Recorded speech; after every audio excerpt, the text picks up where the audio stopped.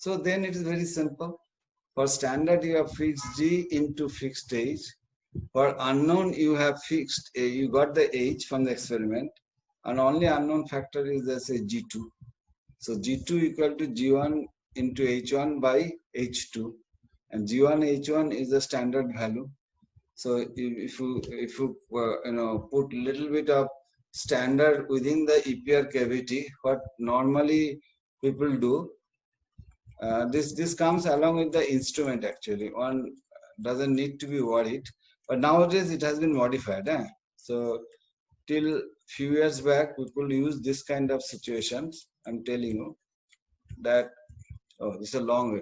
You can see the EPR cavity, this golden color. Within this cavity, they put a pinch of. EPR is very sensitive. Pinch of, rider. So when you are scanning, when you are putting your sample tube, and then within this magnetic domain, you have kept little bit of your rider.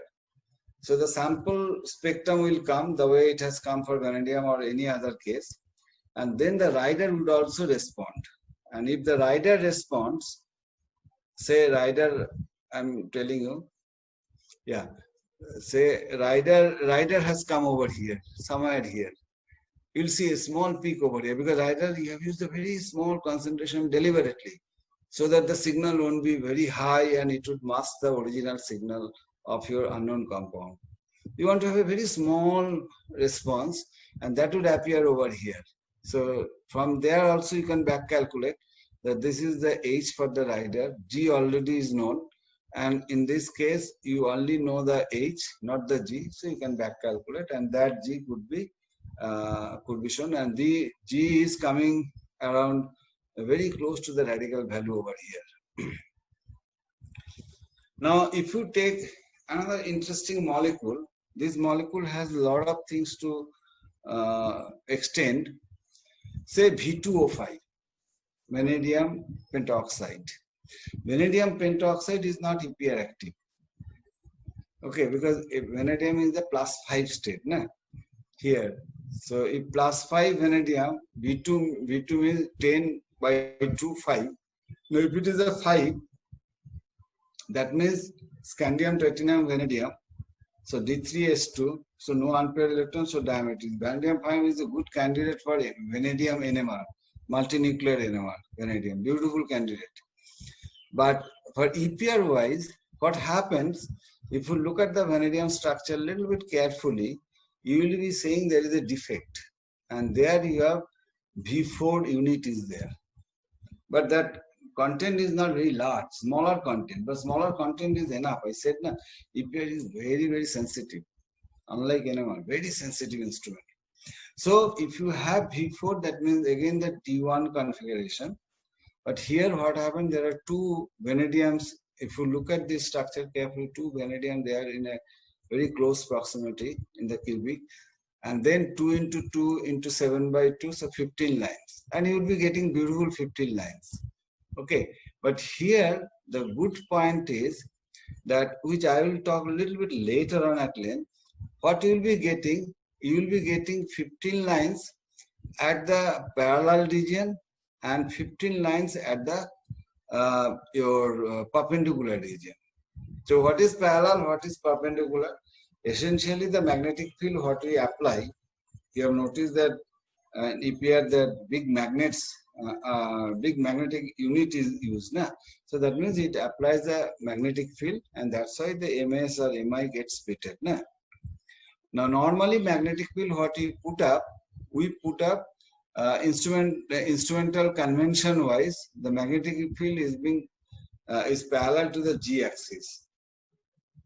Okay, now if it is parallel to the G axis, that means X and Y axis is just your perpendicular. Am I right? Now if it is a perpendicular, now what happened, that most of the molecules would try to or would tend to concentrate on the perpendicular direction, not in the direction of the applied magnetic field. So therefore, what will happen, that depending on the geometry, particularly that would be reflected very nicely in case of a tetragonally distorted situation. where you have elongated situation or in a compressed situation. And then you will have two sets of lines, one called the parallel lines, other called the perpendicular line. And remember, we'll discuss it later on, that for tetragonally elongated setup, your parallel line, that means that will be at the lower magnetic field and perpendicular line will be the higher magnetic field. But in a compressed situation, the reverse pattern. That means perpendicular line would be at the lower magnetic field and parallel line would be at the higher magnetic field. Okay. And as I said, most of the molecules would be aligned in the direction of the perpendicular, not in the parallel direction, because they would repel each other. So in that consequence, you can easily calculate, and if the situation is like that, because you could see the tetragonally distorted situation. So you can think about A, B, C or X, Y, Z, and then you can have two sets of unit, one called G parallel and A parallel. That means G parallel means the center point and the distance between the two consecutive lines or successive lines, that is your A parallel.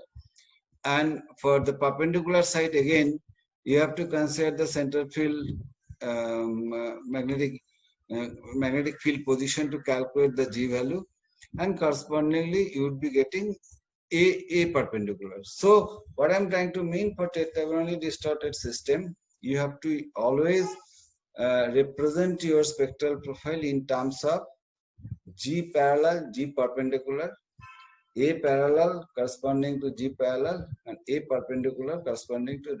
Why I am telling this thing?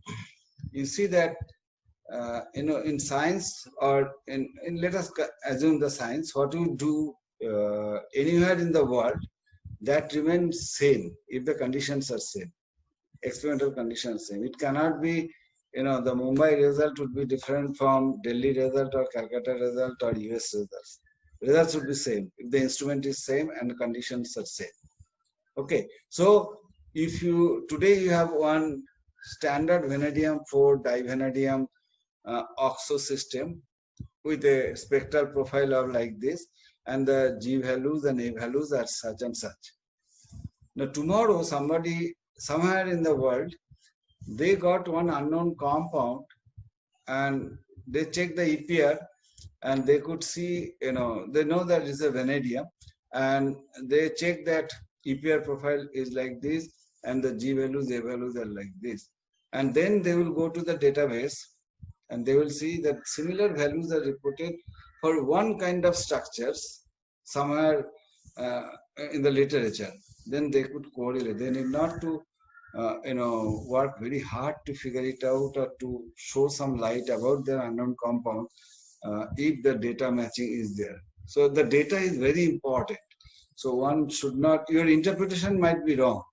So there are people in future, they can rectify, they can extend the newer interpretation, nothing wrong. But data has to be very precise. Data cannot be wrong. Okay, so if data is, different data can be obtained for one particular experiment under a different experimental condition, which is fine, but not under the same experimental condition. Data would remain same, whatever you are doing across the globe. So one has to be very, very careful. Now, this is one unique example.